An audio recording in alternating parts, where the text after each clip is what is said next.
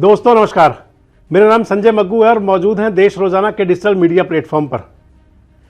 कहा जाता है कि अगर न्याय देर से हो तो वो पूरा न्याय नहीं होता, और कहा यह भी जाता है कि अगर किसी को न्याय मिलने में देरी हो जाए और इतनी देरी हो जाए कि वो व्यक्ति इस दुनिया को भी छोड़ चुका हो, तो फिर उस न्याय का औचित्य कितना रह जाता है। हालांकि हैं ये सभी संवैधानिक मर्यादाएं, कानूनी परंपराएं हैं जिसके हिसाब से सब कुछ चलता है, लेकिन मैं आपसे जो बात कर रहा हूं वो हरियाणा के एक मुद्दे को लेकर के है।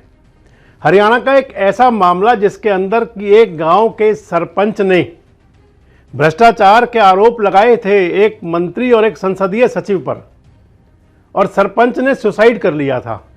घटना 2011 की थी और अब 2024 के अंदर सीबीआई कोर्ट ने बता दिया कि वो जो सुसाइड का मामला था, यानी कि जो अभियोजन पक्ष था, वो पूरे गवाह पेश नहीं कर पाया, इसलिए उन मंत्री और उन पूर्व संसदीय सचिव को बाइज्जत बरी कर दिया गया। मैं आपसे बात करने जा रहा हूं ऐसे एक मसले की जिसने कि 2009 की भूपेंद्र सिंह हुड्डा सरकार के एक मंत्री और एक संसदीय सचिव का नाम एक सरपंच के सुसाइड केस में आने पर हरियाणा में खलबली मच गई थी। वाकया कुछ यूं था कि करनाल जिले का गांव है कंबोपुरा, और कंबोपुरा के सरपंच थे करमचंद। करमचंद का क्षत विक्षत एक शव मिला जून 2011 में। जून 2011 में जब सरपंच का शव मिला तो उसके बाद में पूरे इलाके में अफरा तफरी मच गई।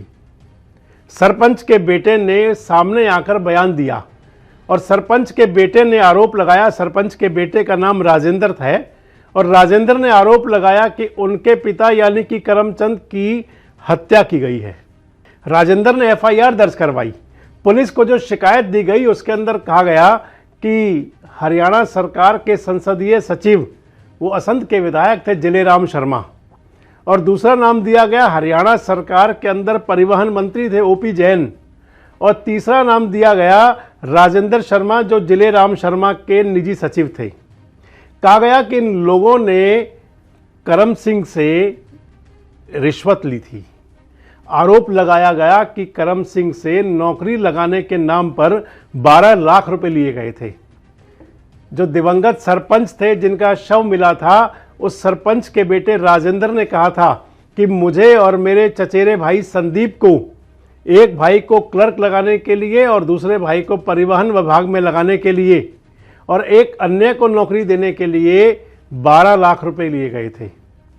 आरोप जब लगा तो पूरे हरियाणा के अंदर राजनीतिक कोहराम मच गया, और आप माने कि जो दोनों नेता थे, जिलेराम शर्मा जो विधायक बने थे वो 2009 में हरियाणा जनहित कांग्रेस की टिकट पर विधायक बने थे। हरियाणा जनहित कांग्रेस की टिकट पर यानी कि हजका की टिकट पर विधायक बनने के बाद उन्होंने अपनी पार्टी छोड़ दी थी।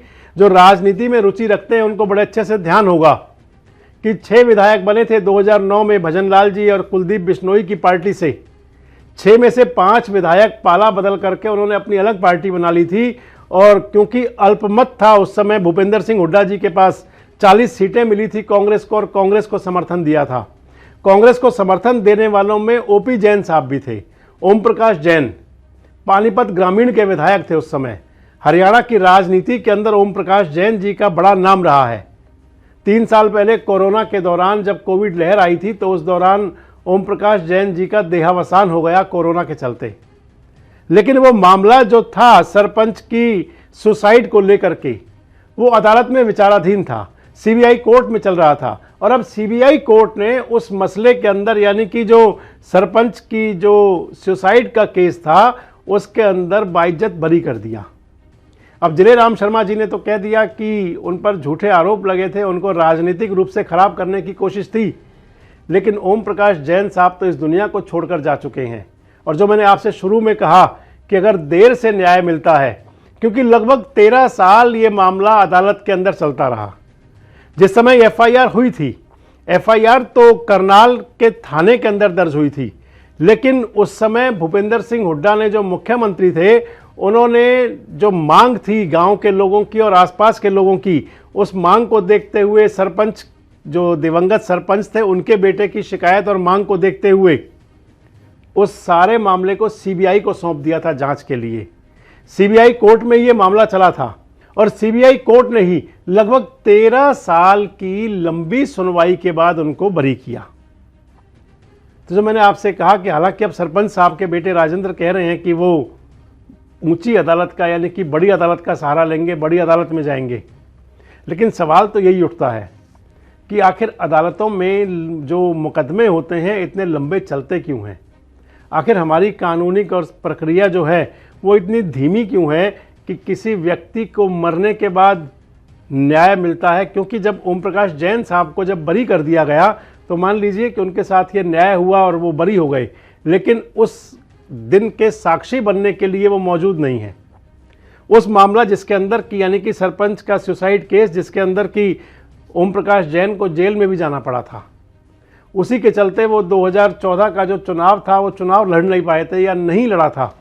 हालांकि 2019 में ओम प्रकाश जैन जी चुनाव भी लड़े और उस चुनाव को हार भी गए, लेकिन एक नेता की छवि पर अगर बट्टा लगने की बात हो और उनके देहावसान के बाद जब वो उस मुकदमे से बरी हो जाएं, परिवार को सहानुभूति और खुशी तो होगी, लेकिन ये जरूर होगा कि न्याय अगर समय पर मिल जाता तो फिर वो मंत्री जी भी वो समय खुद देख लेते। हालांकि अब सरपंच के बेटे कह रहे हैं कि उच्च न्यायालय में जाएंगे, ऊंची अदालत का सहारा लेंगे, उसके अंदर क्या फैसला होगा, लेकिन जो हाल फिलहाल जो फैसला हुआ सीबीआई कोर्ट ने किया और 13 साल की सुनवाई के बाद किया और उसके अंदर पूर्व मंत्री को मरणोपरांत बरी कर दिया गया। जलीराम शर्मा भी बरी हो गए और उनके पीए भी बरी हो गए।